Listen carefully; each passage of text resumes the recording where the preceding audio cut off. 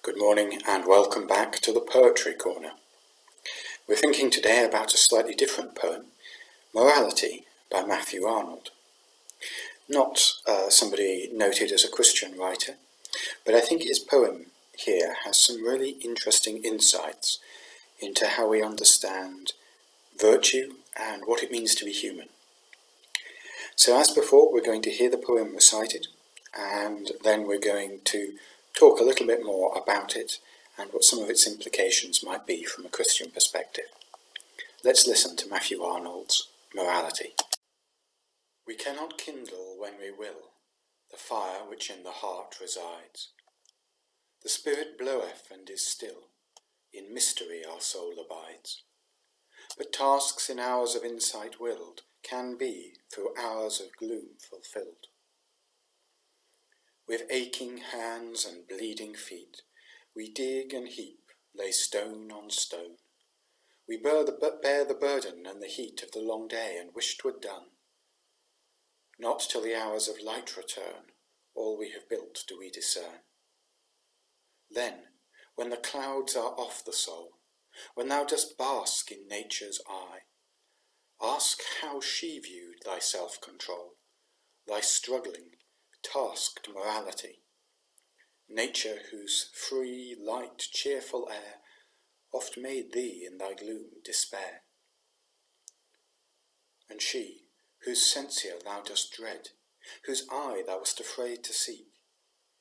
See, on her face a glow is spread, a strong emotion on her cheek. Ah, child, she cries, that strife divine, whence came it? For it is not mine. There is no effort on my brow. I do not strive, I do not weep. I rush with the swift spheres and glow in joy, and when I will, I sleep. But that severe, that earnest air, I saw, I felt it once, but where? I knew not yet the gauge of time, nor wore the manacles of space. I felt it in some other clime, I saw it in some other place. 'Twas when the heavenly house I trod, and lay upon the breast of God.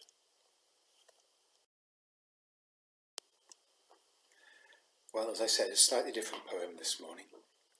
Matthew Arnold's poem isn't on the face of it about issues of faith, but I think we can learn a lot from it. Let's walk through it and then reflect upon it. We cannot kindle when we will the fire that in the heart resides, he says. The spirit bloweth and is still, in mystery our soul abides. We can't make ourselves enthusiastic about things when we want to be. We can't always control when we're excited, energized, enthused by things. We can't always control when they appeal to us. But tasks in hours of insight willed may be through hours of toil fulfilled. In other words, the great idea that came to you with a rush of enthusiasm and excitement might have to be worked out through grim, determined trudging. You probably won't keep that excitement all the way.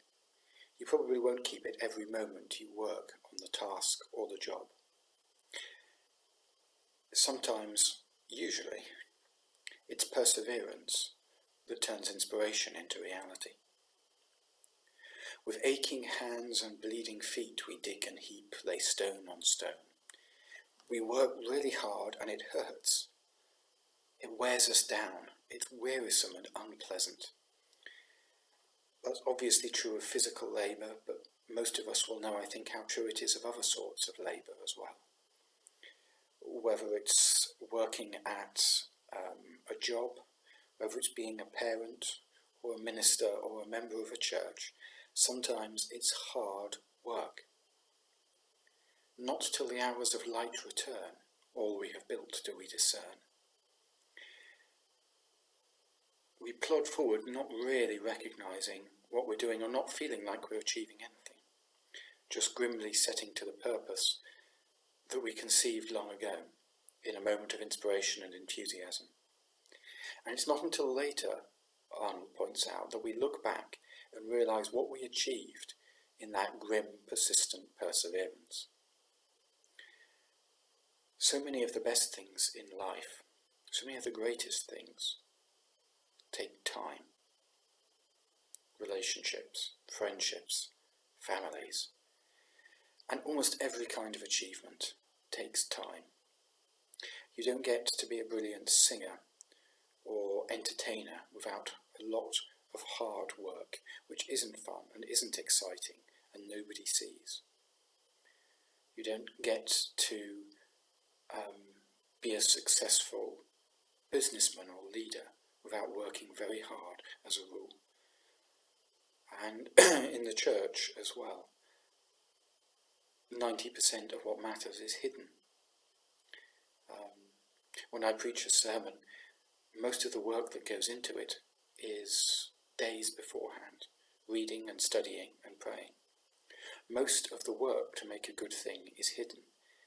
And it's not until you look back afterwards that you realise how much you were achieving through that perseverance, how much you were achieving through the hours and days and years when you just kept plodding on. Arnold then envisages this conversation with nature.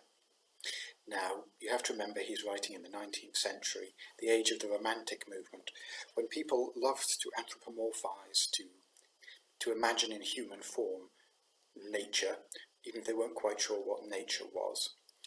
And people celebrated the idea of going out into nature and receiving a flash of inspiration to write a poem or a book or paint a painting.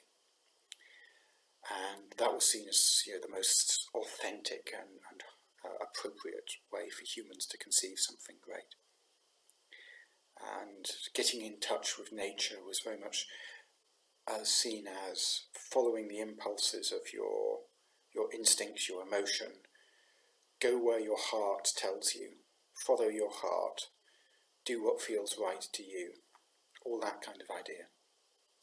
But Arnold here envisages his persevering human having a conversation with nature and expecting her to disapprove of him not following his heart, but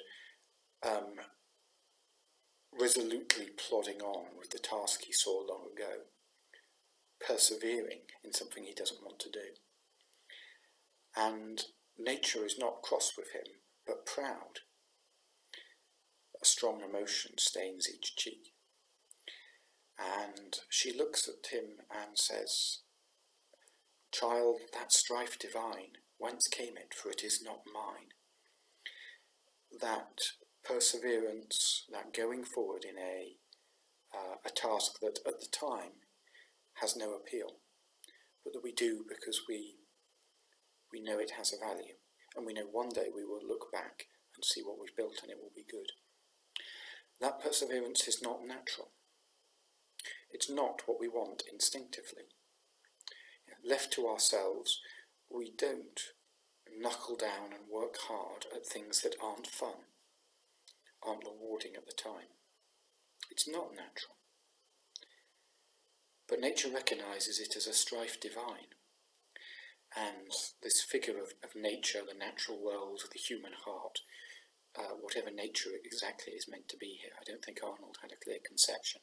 This figure of nature says she remembers where she saw it last, and it was before the creation of the universe, and knew not yet the gauge of time, nor wore the manacles of space. 'Twas when the heavenly house I trod, and lay upon the breast of God.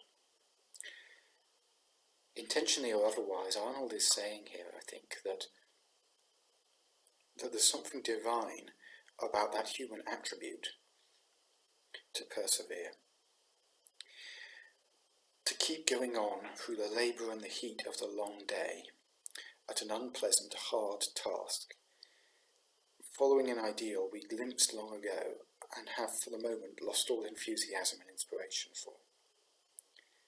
But keeping going until the day we can look back and discern all we have built. There's something divine about it, he says, because the natural world follows its instincts, its appetites, its desires. Fundamentally, it does what it wants. But humans are called to be more than the natural, more than animals. we bear the image of God. Part of that image of God, this poem suggests, is perseverance, is keeping going when we don't want to. And that's where one of the places where humans come closest to our Divine Father. And it's one of the places we achieve the most. Now, it's easy to think of all the ways this can apply in our lives. Most of us have to persevere to a greater or lesser degree. But Arnold says that plodding on at something you're not enjoying, that refusing to do what you feel like doing at the time, but rather doing what you know is right, that actually that's one of the most honourable and virtuous things a human being can do, because it echoes the nature of God. The Bible talks about this a bit, I think, in terms of mortifying ourselves or putting to death our sinful nature. It says that our nature, our human nature, is contaminated by sin. And so sometimes we will want to do things that are wrong. We won't want to do things that are right.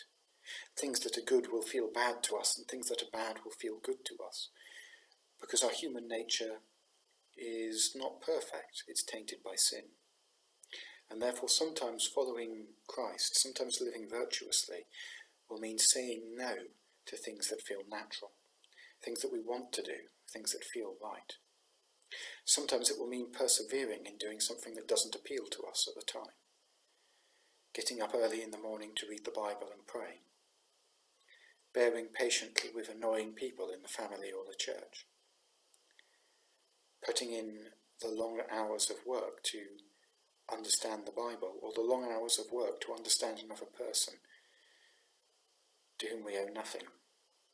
This sort of behaviour isn't natural, because it's divine. And it's one of the most powerful witnesses we can offer the world. When I started training for ministry, somebody said to me, most ministers overestimate what they can achieve in 3 years and underestimate what they can achieve in 20. I don't think that's just true of ministry. Very often, our greatest achievements come from the things that we knuckle down to, we persevere at, even when we don't want to, even when it's not fun, even when we're not feeling excited. Following that original inspiration, that original trigger, that original nudge in that direction from God, but then labouring through the heat of the day until one day we look back at it and realise what, by the grace of God, we built. Sometimes we can't follow our nature. Sometimes we need to not follow our hearts, not follow our desires, not follow our instincts, but follow what we know is right and persevere with it when we don't want to, until we see what we have built. And when we do that, we might be very close to the heart and the image of God our Creator. Amen.